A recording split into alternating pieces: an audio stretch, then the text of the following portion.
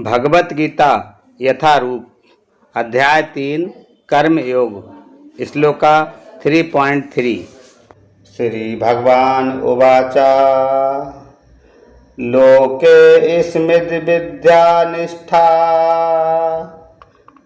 पुरा प्रोक्ता मया नघो ज्ञान योगेन सांख्यानाम कर्म योगेन योगिनाम।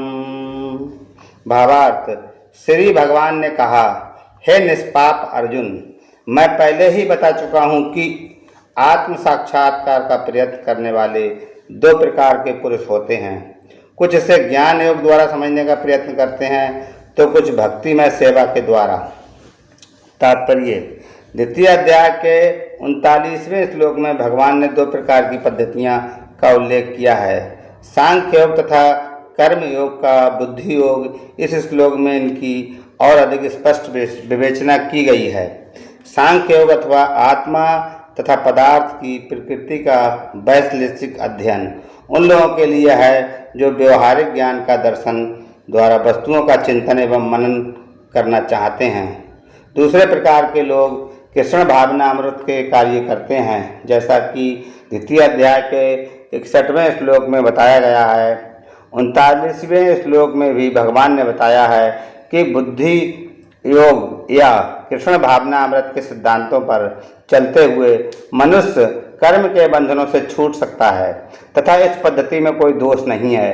61वें श्लोक में इसी सिद्धांत को और अधिक स्पष्ट किया गया है कि बुद्धि योग पूर्णतया पर ब्रह्मा विशेषतया कृष्ण पर आश्रित है और इस प्रकार से समस्त इंद्रियों को सरलता से वश में किया जा सकता है। अतः दोनों प्रकार के योग धर्म तथा दर्शन के रूप में अन्योन्याश्रित हैं। दर्शन विहीन धर्म मात्र भावुकता या कभी कभी धर्मांधता है और धर्म विहीन दर्शन मानसिक ऊहापोह है। अंतिम लक्ष्य तो श्री कृष्ण हैं, क्योंकि जो दार्शनिक जन परम सत्य की खोज करते रहते हैं वे अंततः कृष्ण भावना अमृत को प्राप्त होते हैं। इसका भी उल्लेख भगवत गीता में मिलता है। संपूर्ण पद्धति का उद्देश्य परमात्मा के संबंध में अपनी वास्तविक स्थिति को समझ लेना है। इसकी अप्रत्यक्ष पद्धति दार्शनिक चिंतन है, जिसके द्वारा क्रम से कृष्ण भावना अमृत तक पहुंचा जा सकता है।